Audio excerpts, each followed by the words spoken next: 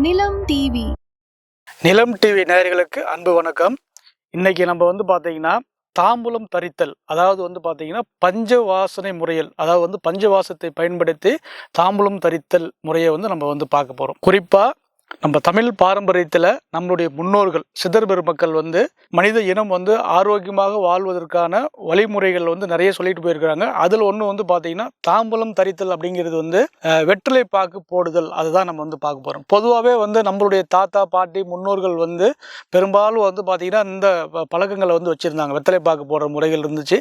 இப்போ பார்த்தீங்கன்னா அந்த நவநாகரிக காலத்தில் பார்த்தீங்கன்னா அந்த வெற்றிலை பாக்கு போடும் பழக்கம் முற்றிலுமாக குறைஞ்சிருச்சு. ஏதோ கொஞ்சம் பேர் தான் இன்றைக்கி கிராமங்களில் பயன்படுத்திட்டு இருக்கிறாங்க.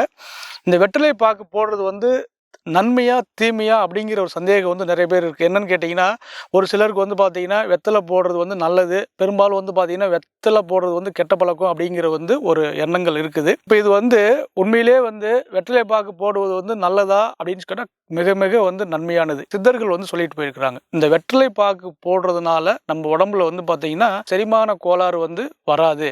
வள்ளல் பெருமான் சொன்னது பார்த்தீங்கன்னா, ஒரு மனிதனுக்கு நோய் வருவதற்கு 2 காரணம். தலையில் சளி குற்றம், அடியில் மல குற்றம்.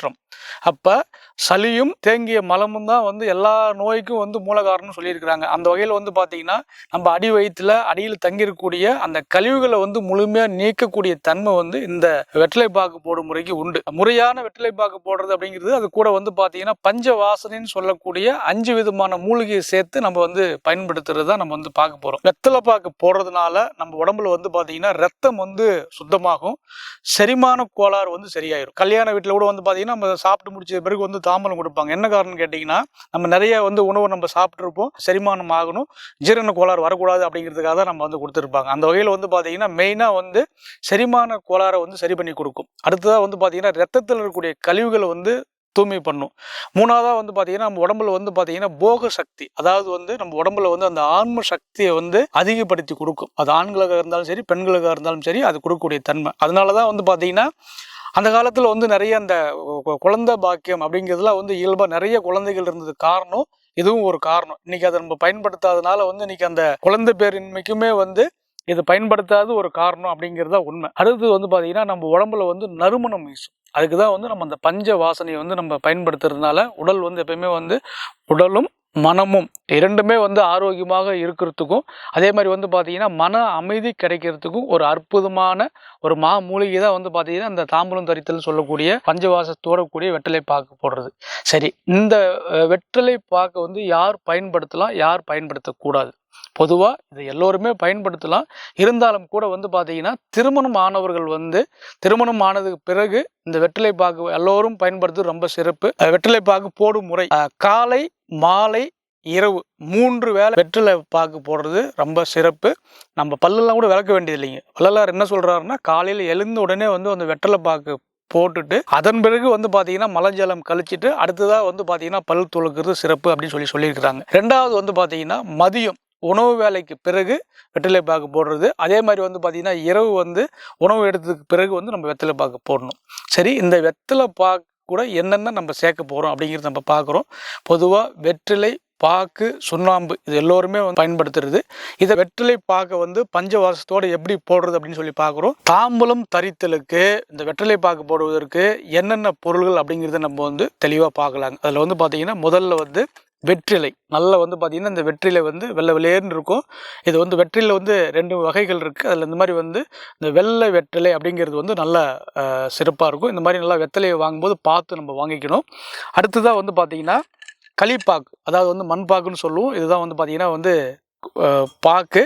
இது நம்ம இந்த பாக்கை நம்ம எடுத்துக்கிறோம், வெற்றிலை பாக்கு. அடுத்து பார்த்தீங்கன்னா சுண்ணாம்பு. இந்த சுண்ணாம்பு அப்படிங்கிறது பார்த்தீங்கன்னா நமக்கு நல்ல தூய்மையான சுத்தமான சுண்ணாம்பு கடைகளில் கிடைக்கும். அடுத்ததாக பார்த்தீங்கன்னா இந்த வெற்றிலை பாக்கு சுண்ணாம்போட பஞ்சவாசம்னு சொல்லக்கூடிய 5 மூலிகை என்னென்னு சொல்லி பார்க்குறோம். அதில் பார்த்தீங்கன்னா முதலாவதாக பார்த்தீங்கன்னா ஜாதிக்காய். நான் பார்த்தீங்கன்னா ஜாதிக்காய் வச்சுருக்கேன். இந்த மாதிரி வாங்கி இதை நம்ம உடைச்சி இதில் பார்த்தீங்கன்னா ஒரு மிளகு சைஸ் நம்ம எடுத்துக்கலாம். இல்லை ஜாதிக்காய் பொடியாகவும் இருக்கும். நீங்கள் நாட்டு மருந்துகளில் பொடியாகவும் அது வாங்கிக்கலாம். அப்படி பொடியாக வாங்கும்போது ஒரு கிராம் பயன்படுத்துறது ரொம்ப சிறப்பு. ஜாதிக்காய் கிடைக்காதவங்க பார்த்தீங்கன்னா ஜாதி பத்திரி, அதாவது இதனுடைய பூ தான் ஜாதி பத்திரின்னு சொல்லுவாங்க. அதையும் இதே அளவில் நம்ம பயன்படுத்திக்கலாம்.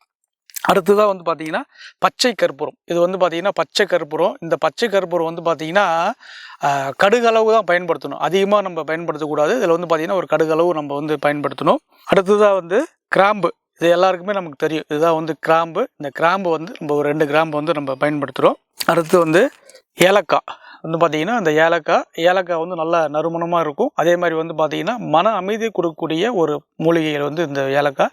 இந்த ஏலக்காயை வந்து நம்ம உடைச்சோம்னா அந்த தோல் நீக்கணும்னா உள்ளே வந்து ஏல அரிசின்னு இருக்கும்.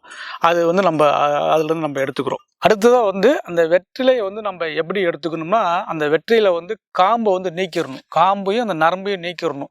பொதுவாக வெற்றிலை வந்து அந்த காம்பு நரம்பு ரெண்டுமே வந்து குற்றம் அப்படின்னு சொல்கிறாங்க. அப்போ அந்த காம்பை நீக்கிட்டு அதில் உள்ள நரம்புலாம் நம்ம எடுத்துட்டு அதன் பிறகு வந்து பார்த்தீங்கன்னா அந்த சுண்ணாம்பு வந்து அந்த சுண்ணாம்பு ரொம்ப அதிகமாக எடுக்கக்கூடாதுங்க. ஒரு 2 வெத்தலை எடுத்துக்கிறோம். அதில் வந்து பார்த்தீங்கன்னா ஒரு மிளகளவுக்கு உள்ள சுண்ணாம்பு மட்டும் எடுத்து நம்ம நல்லா வந்து அந்த வெற்றிலை பின்பக்கம் ஃபுல்லாக வந்து நல்லா தடவிட்டு அதன் பிறகு வந்து பார்த்திங்கன்னா அதில் வந்து பார்த்திங்கன்னா அந்த பாக்கு, கொட்டைப்பாக்கு, அந்த களிப்பாக்குன்னு சொல்லக்கூடிய அந்த மண் பாக்கை வச்சு அதில் வந்து இந்த பஞ்ச வாசங்கள்லாம் வச்சு மடித்து நம்ம வாயில் போட்டு வந்து மெல்லணும். முதல்ல வந்து வாயில் போட்டு மென்னுட்டு முதல்ல சுரக்கக்கூடிய அந்த உமிழ் நீரை வந்து கீழே வந்து உமிழ்ஞ்சிடணும், கீழே வந்து துப்பிடணும்.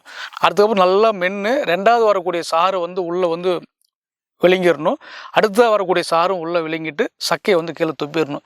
இந்த வெத்தலை பாக்கு போகிறதுல நிறைய பேர் தப்பு பண்ணுறது என்னன்னு கேட்டிங்கன்னா, எப்பயுமே வந்து வாயில் வச்சுட்டே இருப்பாங்க. எப்பயுமே வாயில் வச்சுக்கிட்டே இருக்கிறது வந்து அது தவறான பழக்கம். வெத்தலை பாக்கு போடும்போது முதல்ல வரக்கூடிய மென்று வரக்கூடிய உமிழ்நீரை கீழே துப்பிட்டு 2வது 3வது வரக்கூடிய உமிழ்நீரை உள்ளே சாப்பிட்டுட்டு சக்கையை துப்பிடணும். அவ்வளோதான். இதே மாதிரி வந்து ஒரு நாளைக்கு வந்து நம்ம 3 வேளையை நம்ம பயன்படுத்திட்டு வந்தோம்னா நம்ம உடம்புல இருக்கக்கூடிய சகல விதமான குற்றங்களும் வந்து நிவர்த்தியாகி அதே மாதிரி வந்து பார்த்திங்கன்னா அந்த வாதம் பித்தம் கபம் அப்படிங்கிறது வந்து சமநிலையில் வந்து கொடுக்கும். தாம்பூலம் தரித்தல் முறையை வந்து எல்லோரும் பயன்படுத்தி வாழ்வில் சகல விதமான ஆரோக்கியத்தையும் பெற்று வாழ்வாங்க. வாழ எல்லாம் வல்ல குருவர்களும் இறையர்களும் துணை இருக்கட்டும். வாழ்க வளமுடன்.